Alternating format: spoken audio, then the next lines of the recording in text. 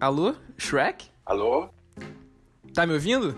Estão me ouvindo? Eu tô me ouvindo. Você tá me ouvindo? Ah, sim. Legal, né? Diga-me lá. Mas sei lá, eu senti uma conexão tão legal entre a gente. Muito estranha essa conexão. Ah, tá. Mas e o Bolsonaro? Melhor pra fora do que pra dentro. Todo mundo já sabe que o cinema é uma ferramenta poderosa para problematizar e ensinar várias coisas. Mas a gente tende a acreditar que para repensar esses temas, como papéis de gênero, a gente precisa ver filmes cults, a gente precisa ler vários e vários livros renomados, sendo que na verdade a gente pode aprender bastante coisa no nosso dia a dia. Até com coisas consideradas bobas, como Shrek. Na série de filmes Shrek são feitas várias releituras de várias obras bem conhecidas do cinema, como Matrix, Missão Impossível, Branca de Neve. Tem uma trilha sonora marcante, bateu o recorde e conseguiu vários prêmios. Sem contar a paródia que é feita dos contos de fada. Em vez de chegar um príncipe encantado para salvar a princesa, temos um ogro, que só vai resgatá-la por interesse próprio, como um clássico anti-herói. Ele não faz atos grandiosos para provar sua bravura, como matar o dragão. Na verdade, ele usa o raciocínio lógico ao seu favor. Geralmente, o ogro é retratado como um vilão, e colocar ele como um protagonista, esses papéis são invertidos. Para Miriam Ramos, mostrar um personagem marginalizado como protagonista é dar voz e valorizar as diferenças, permitir que o outro mostre seu universo, ao invés de julgá-lo precipitadamente por meio de critérios subjetivistas. Eu vi isso e me lembrou muito do Coringa. Olha a situação. Olha. Que isso, cara? Ah, desculpa. Em vários momentos, Shrek mostra pra gente o preconceito que ele sofre só por ser um ogro. As pessoas olham pra mim. Ah, socorro! Corram! Um ogro enorme, horrível! Elas me julgam antes de me conhecerem. Isso mostra pra gente como a aparência física é algo que é levado em conta para o convívio social. E se você não se enquadra nesse padrão, você tá na merda. Ou melhor, na lama. Mas as coisas são mais complexas do que parecem. Nós somos como cebolas. Fedem? Sim. Não! Fazem você chorar. Camadas! As cebolas têm camadas. Os ogros têm camadas. A cebola tem camadas, entendeu? Nós, homens, somos muito privilegiados, mas disso a gente já sabe. Eu posso ressaltar aqui alguns desses privilégios. A gente pode gritar sem nenhum motivo, a gente pode ficar estressadinho, a gente pode ser agressivo e por aí vai. E daí vem o estereótipo do ogro. Ah, e só um parênteses aqui. Por um outro lado, quando a mulher realmente expõe o que ela pensa, muitas das vezes ela é vista como barraqueira ou maluca, que esse vídeo da Nike ilustra muito bem. Pera, eu acho que eu... Militar, não sou militar, mas militar.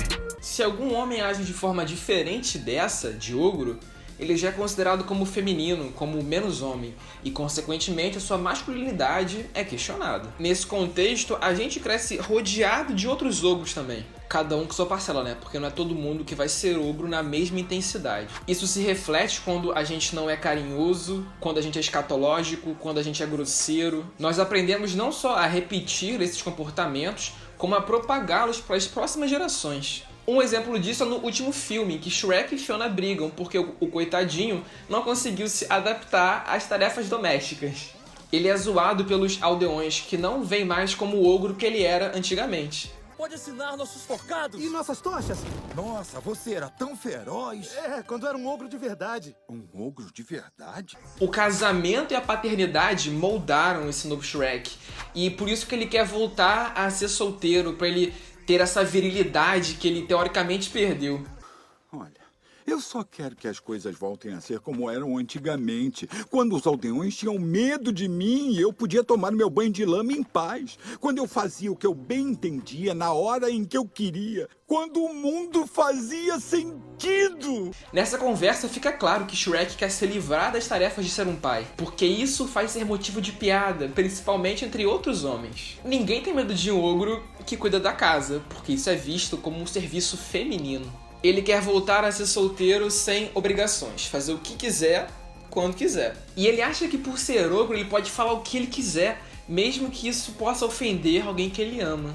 Se ela acha que eu vou voltar rastejando pra pedir desculpa, pode tirar o cavalinho da chuva. Ela não manda em mim. Eu sou um ogro e eu não vou pedir desculpa por agir como um. Ele usa esse discurso machista ao seu favor para usar a sua grosseria como se fosse algo natural. Nesse imaginário, cabe à mulher, quando fosse dirigir ao homem, falar com jeitinho, com cuidadinho. Devia perguntar ao seu pai.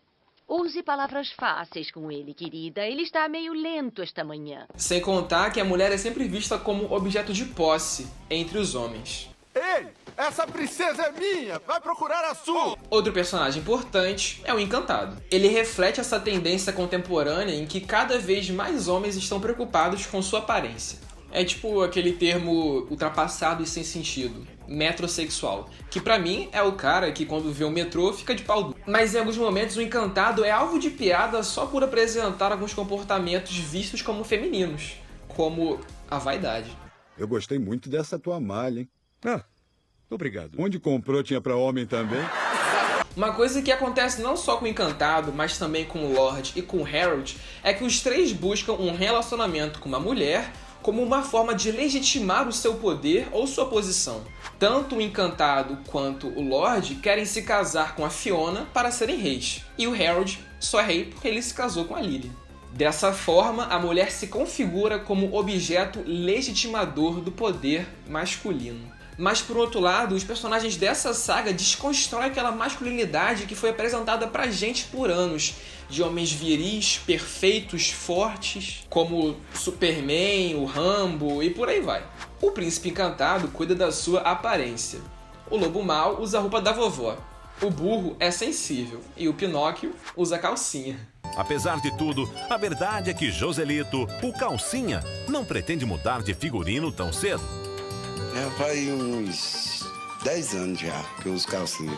Esses personagens foram construídos justamente para criticar essa masculinidade que foi apresentada pra gente por anos. Assim, Shrek mostra pra gente os marginalizados. Ele não segue um padrão de beleza ou não vai de acordo com o comportamento que um príncipe deveria ter. Ele mostra suas fragilidades. Ele não quer seguir aquelas normas da nobreza. Ele prefere o pântano dele, ele despreza aquela realeza toda. E assim ele desqualifica aquele centro que a gente estava acostumado a ver. Toda essa multiplicidade de construções masculinas e a descentralização desse príncipe que falava no nome de todos os homens aponta para o descentramento do sujeito moderno. E para isso acontecer, Stuart Hall diz que o movimento feminista teve grande contribuição ao questionar o público e privado, abrindo novos debates que envolviam sexualidade, família, divisão das tarefas domésticas e cuidado com os filhos. Aproveitando o gancho, eu queria começar dizendo que as personagens femininas mais importantes da saga são ou se tornam mães em algum momento. Fiona, Rainha Lilian, Dragão, Fada Madrinha. Dentro dessa visão patriarcal, a maternidade não é questionada ou vista como uma opção, mas sim como algo que faz parte da natureza da mulher. Essa ocasião é retratada como algo previsível até no filme para Fiona, depois que ela se casou. Opa, ela é casada. Como disse Tanya Swain, a instituição social do casamento e a maternidade aparecem como elementos constitutivos do ser mulher, enquanto locus ideal do feminino. É bizarro quando a gente para pra pensar que mesmo a Fiona sabendo lutar, ela ao menos tentou enfrentar o dragão para fugir da torre. Ela espera a chegada de um agente externo masculino para vir salvá-la. Isso acontece porque a sociedade deu para o homem a posição desse sujeito ativo que toma de fato as posições, enquanto a mulher permanece passiva. Porém, as coisas são um pouco diferentes em Shrek 3. Aqui é feita quase que uma releitura do movimento feminista, quando as princesas se juntam para enfrentar o Encantado.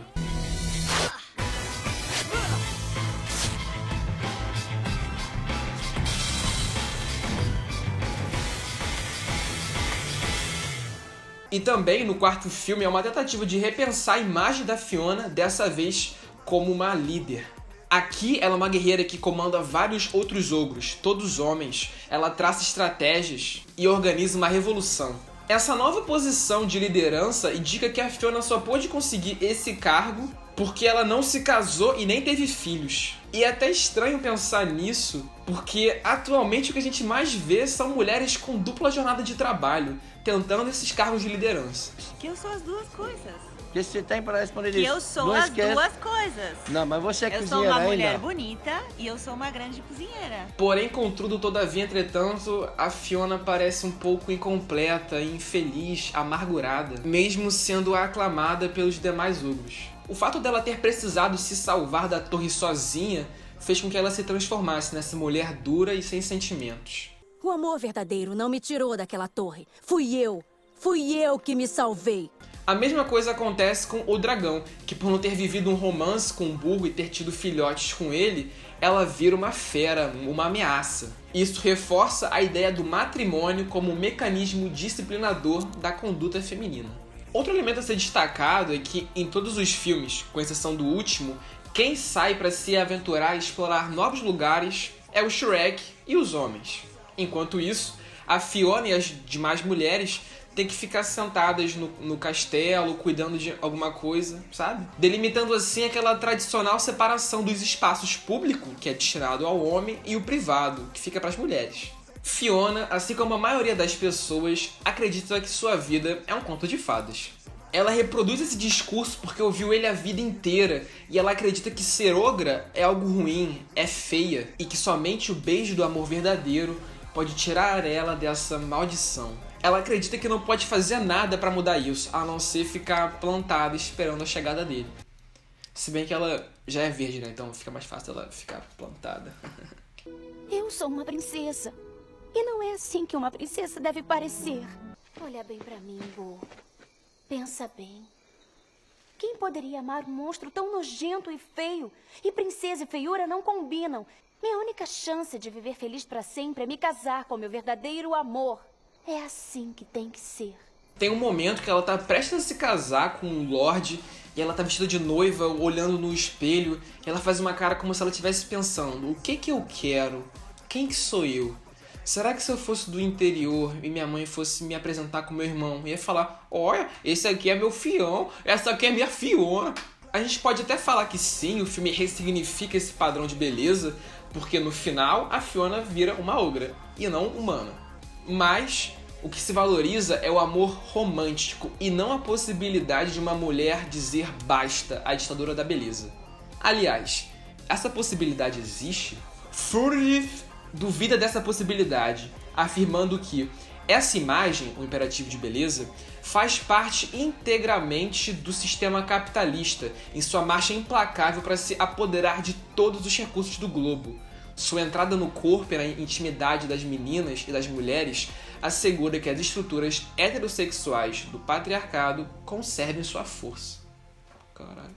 Esses filmes, então, ao mostrarem esses personagens masculinos e femininos contemporâneos, também se preocupam em mostrar suas contradições, dilemas e fraquezas. Isso nos aproxima dos personagens, porque nós também temos defeitos. A gente se contradiz, a gente muda de opinião, nós temos defeitos. Porém, a gente vê aqui também que quando os homens são associados a características ditas femininas, como vaidade, cuidado com a aparência, e a tarefas geralmente desempenhadas por mulheres, como cuidar da casa e dos filhos, isso é visto como algo pejorativo, como se afetasse a masculinidade deles de alguma forma e a imagem deles perante outros homens. Mas alguma coisa me diz que a gente está progredindo nisso aí também. Shrek, mesmo sendo um filme que se compromete acima de tudo com humor e piadas, tem sua parcela na desconstrução de quem está consumindo essa obra. Pode parecer que eu tô viajando aqui, mas eu acho que o cinema infantil faz justamente isso. Ele usa o audiovisual para ensinar da forma mais didática e visual possível. E também temos vários exemplos de filmes que também fazem isso. Provavelmente a nossa geração foi a primeira que pôde ver o pai chorar na nossa frente.